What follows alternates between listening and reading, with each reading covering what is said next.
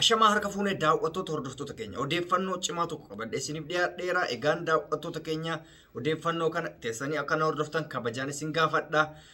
Odeeffannoo sunis artistii fi akkasumas qabsaayaa kan ta'e Jafar Yusuf namni hin beekne hin jiru. Egaa nama beekamtii cimaa qabudha. Mana hidhaa keessatti reebicha cimaa irra ga'een dhiibba fi miidhaa guddaan akka irra ga'e odeeffannee jirra. Egaan daawwattoota keenya hamma xumura qophii keenyatti teessanii akka hordoftan kabajaan isin gaafanna. Namoonni chaanaalii keenya haaraa taatan subscribe gochuun maatii ta'aa isiniin jenna. Egaan daawwattoota keenya odeeffannoon nuti qabnu odeeffannoo hedduudha. Isaan keessaa inni jalqabaa dhibamuu yookaan reebichi cimaa artistii Jafar Yusuf irra ga'eerraa dubbanna. Artistii Jafar Yusuf namni hin beekne hin jiru jechuudha. Artistii baay'ee cimaadha. Qabsoo keessatti nama qabsoo keessatti qaaman argamee qabsaa ture, nama afaan yookaan aartii qofaan qabsaa osoo hin taane nama qaaman abaa'oo ture, mucaan woboo ture. Caalaa Bultumees namni hin beekne hin jiru. Caalaa Bultumeet fi artistii Jafar Yusuf kun nama qabsoo keessatti gama aartiitii fi gama hidhannootinis qabsoo cimaa godhaa turedha jechuudha. Ilaa qabsaanuu garagaraa beektaa kan miidiyaan qabsaa'u jira, kan aartiidhaan qabsaa'u jira, kan akkanumatti qabsaa'u jira. Inni kun garuu namni hin beekne hin jiru. Hidhannoo hidhatee hin nyaadhu dhugu jedhee artistii Caalaa Bultumee waliin ta'anii Eertiratti hidhatanii dhukaasaa turan. Waggoota dheeraaf Eertiraa turan. Achuma Eertiraa keessa odoo taa'an sirboota qabsootiin hawwisoo adda addaa hojjetaa turan. Qabsoo keessatti dirree qabsoo keessatti hawwisoo erga hojjetaa turanii achi booda aartii waan qabdaniif dandeettii cimina aartii waan qabdaniif jedhanii jara lamaan iyyuu biyyoota biraatti erge jechuudha. Waraanni abaa'oo biyyoota biraatti irraa sagalee akka nuu taatan waan nu keessa jiru kana nani erganii gara Dabuuba Afrikaa deemanii achitti sirboota maastar pilaanii bara maastar pilaanii san kaka'umsa uummata Oromoo keessatti sirriitti uume san namoonni hojjete artistii Jafar Yusuf jechuudha.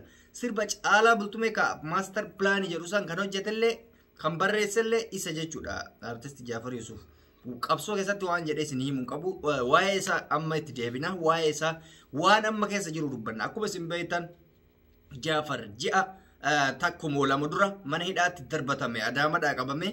Erga mana hidhaatti darbatame ati ammallee akkuma duraan wayyaanetti kakaasaa turte san uummata kakaasaa turte san nuttis kakaasaa jirte. Inni weellee warraaqsaa baay'ee baase erga biyyattis deebi'ee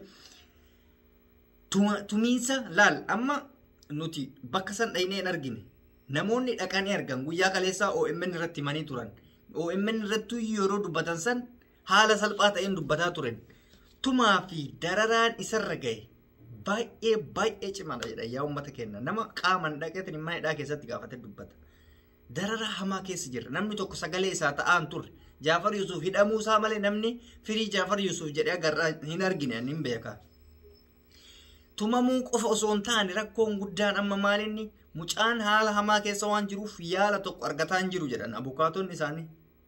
Abukaatoo sanuu namni jala deemee fi Jafariin akka inni badadamu, akka inni yaalamu, akka abbaan murtii waan kana godhuuf iyyata godhaafii jiru hin jiru. Oromoon dagatteerti nama isaa jechuudha. Oromoon sa'a kanatti akkuma isin beektan ajandaa biraa keessa jirti. Gaafa ajandaa sanuu waan biraa dubbattu.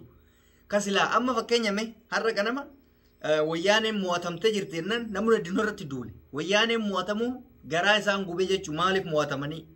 Dubbiin akkas miti.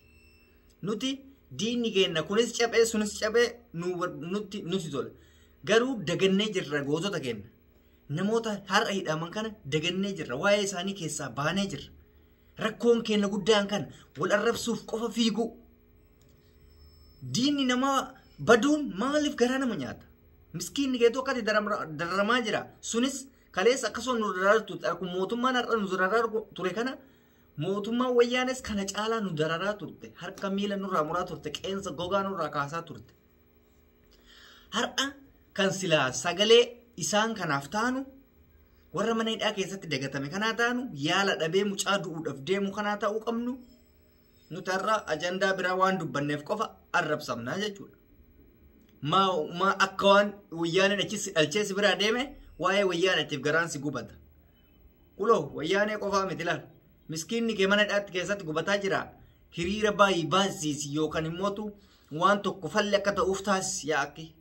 Wal arrabsuun aadaa godhannee yaa uummata keenya waan akkana haadhiif. Miskiina keenya haa yaadan. Waa'ee nu galchu keessa haa galu. nuti anamma akka kiyyatti waa'ee wayyaanatii fi waa'ee bilisiginnaa wanni haasa'uuf odeeffannoo isinii dabarsuuf malee abbaan fedhee ol nyaate anaalachiinuu diina. Bilisiginnaanis mo'atamte wayyaaneenis mo'atamte lachuu anaaf tokkoma diina waan taateef kunis kuloo mana hidhaa keessatti uummata dararaa jira. Sunis duraan nu dararaa ture odoo dhufellee kana caalaa nu dararaa kanaaf jibbina. Wanni nu jibbinuuf santu limdii irra qaba mootu nama dararaa irratti wayyaane turre limdii qaba. Wayyaane qeensa sirraa kaasti mana hidhaa keessa kabajaan hin teettu bara wayyaane san. Fakkeenya bara wayyaane san odoo Jawaar hidhamee Jawaar akkatti nagayaan hin ta'u mana hidhaa san keessa. Qeensa irraa muraniin kolaasan. Siigalee kanaaf jecha xiqqoo ka irra jiru cal'ifneetumaan gara laalaa jirra. Kanaaf yaa Oromoo Jafar haala hamaa keessa jirta. Amantee amanuu baatte deemiyoon amanuu baatte sagalee hiriyaasaa kan dhaqee achi dubbise OMN dhageeffadhu. Kaleessa OMN liivii dabarsaa ture. Dhaqii dhageeffadhu. An sammuu kiyya keessaa faxxareetii miti. Suuraan fayyadame kun immoo baay'isawee naaf kolchaa. Suuraan amma ani taambinaalii gubbarratti isinii fayyadame kun suuraa amma dura Harargee irratti reebame. Suuraa amma dura poolisiin Harargee irratti akka tasaa Harargee hin deemee inni karatti qabanii reeban. Kan ammaati miti suurichi. Suuraan ammaaf bahee hin jiru. Suuraan isuma duraanitti. Naaf kolchaa. Maaliif? Nama keenya akkas malee kakaasuun hin danda'amne. Emooshin godhuu qabda. Isinii galaa? Reebichi gizee saniitu ammas irra ga'e jechuu barbaadetti. Isinii haa galu. Suurichi kan duraanii ta'uu ammas namoonni tokko tokko suuricha kan ammas Feesbuukii kanarra oofaa jira. No, kan ammaati miti. Namni amma suuraa kaase tokko hin jiru. Dhibamuusaa, reebamuusaa mana hidhaa keessatti deemamee gaafatame malee namni suuraa kaasan jiru. Suurichi kan duraanii ta'uu asumaan naa biraan of kolchaa isiniin jedha. Kanaaf Jafar Yusuf rabbiin biraa dhaabbatu. Egaa mucaa jabaa namaati. Baay'ee nama duraan artistoota duraanii keessaa nama ejjennoodhaan haga ammaatti fufan isa bicha arge. Artistii jabaadha. Dabuub Afrikaa yookaan Afrikaa kibbat ture. Achitti caalaa bultumee hojii sirbiin hojjete sirba ajaa'iba ture. Eertiraa keessa yeroo waraana turellee sirboonni inni qabsoodhaaf hojjete baay'ee sirba kana jedhamee xumuramuu miti. Nama onnee qabuudha bakka ijoollee wallaggaatiin dhalootatti maal jedhee akkasii hin beeku rabbiin isa bira haa jiraatu. Hidhamtoota Oromoo hidhamtoota siyaasaa hunda isaaniiyyuu rabbiin bira haa jiraatu. Baay'ee tokko dararaa argaa jiranii namni isaan laalaa jiru hin jiru. Ajandaan amma jiru ajandaa waa'ee wayyaanatii fi waa'ee bilisiginnaati. Nuti hayyoota keenya dagannee waa'ee isaanii haasa'u jirra. Anna dhagaama akka dhuunfaa kiyyaatti silaanaa danda'ame isaa 24 waa'ee isaanii haasa'u barbaada. Garuu ajandaa nu harkaa jijjiiranii asitti waan biraa keessa uummata keenya dararan jechuudha.